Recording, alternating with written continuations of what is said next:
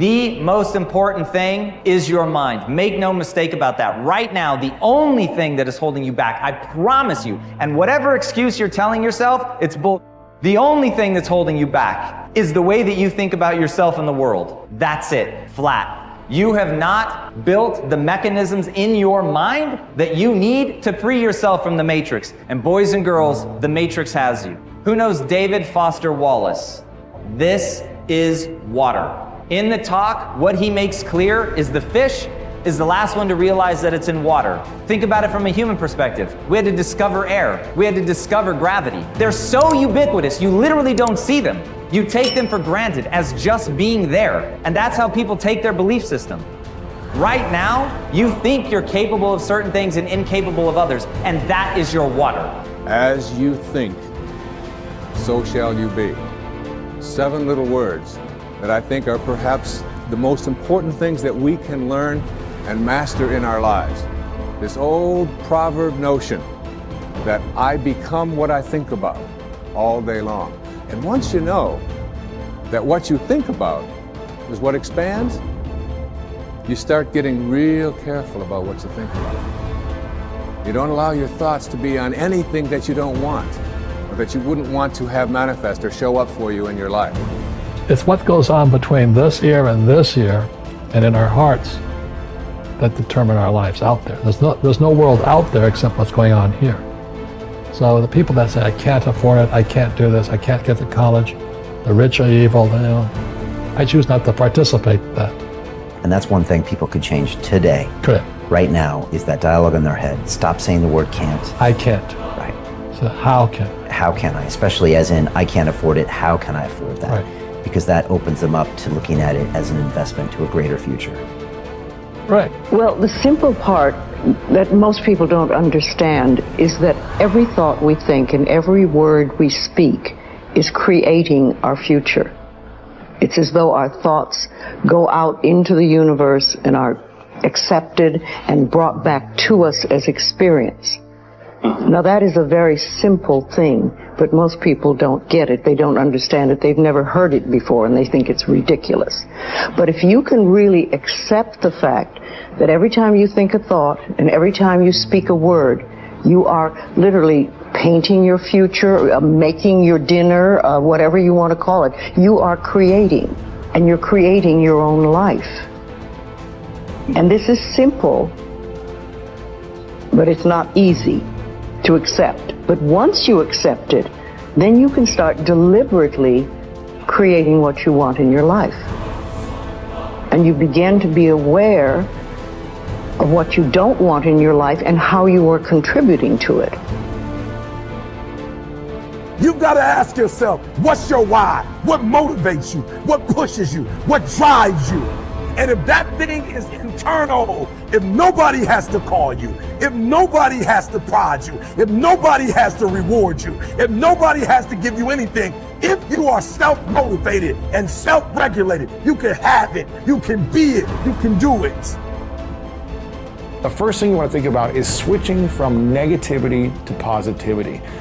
So many people get caught up in focusing on what they don't want to happen in their future, but they start living almost in constant fear of what could go wrong and what won't work out. And when we come from this place of, well, I don't know if I put myself out there, it's not going to work out, and then I'm going to get made fun of, and then I'm going to be embarrassed, and I'm going to be stressed, and no one's going to love me. And then we go in this rabbit hole and this kind of cycle of fear and anxiety, and that is not how you attract good things in your life. You can't start from your way of being of negativity and fear and expect to attract beautiful things in your life.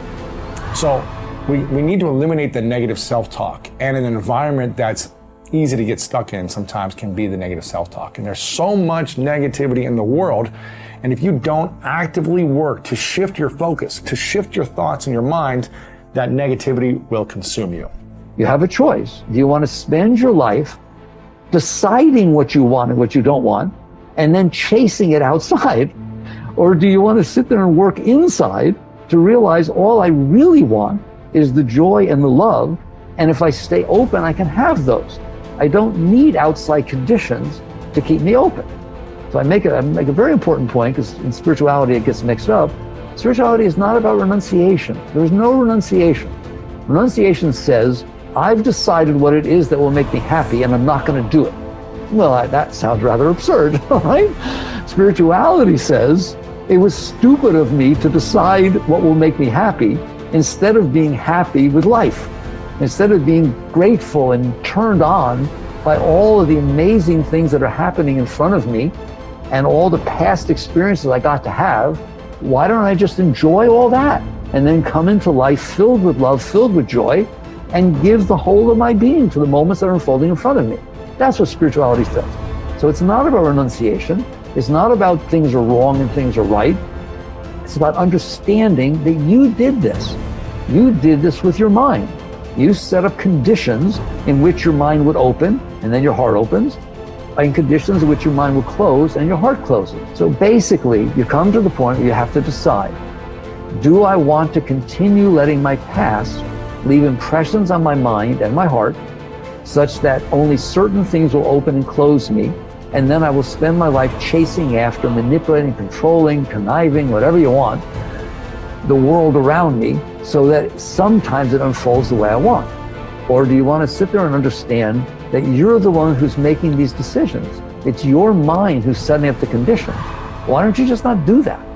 Create habits of empowering yourself, because empowering yourself, forgiving yourself, supporting yourself as you move forward and do the work to change your life, that's how you break the habit of victimizing yourself. And that's how you learn to do the opposite, which is supporting, empowering, cheering, celebrating yourself as you move forward. That's what's going to motivate you to do the action.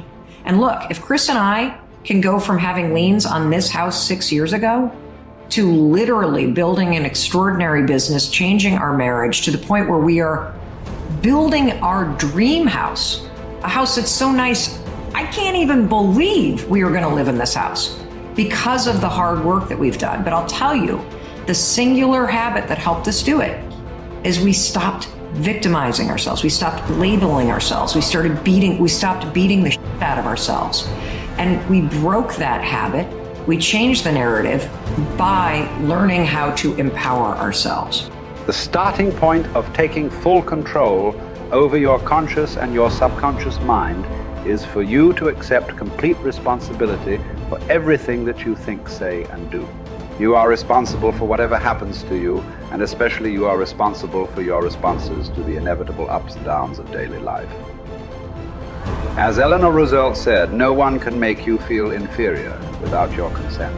I used to think that setting goals and making plans was the starting point of success in life. After a while, I changed my mind because I realized that something else actually comes first. What comes first is the acceptance of complete responsibility for yourself and for everything that happens to you. Real maturity begins when you finally realize that no one is coming to the rescue. It is only when you accept total responsibility for your life situation, with no excuses and no blaming of others, that you move into a mental position to kick the long ball in your own life. It is only when you have accepted 100% responsibility for yourself that you are ready to take the next step and decide exactly what it is you want and exactly what it is you want to do. Accepting responsibility is not an option that is open to the individual. It is mandatory. It is an absolute fact of human existence.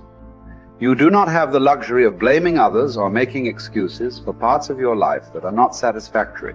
As Henry Ford said, never complain, never explain. No one makes you do anything or feel anything. You are where you are and what you are because you have decided to be there. Everything that you are or ever will be is entirely up to you. If there is any effect in your life that you're not happy about, it is solely up to you to change the causes.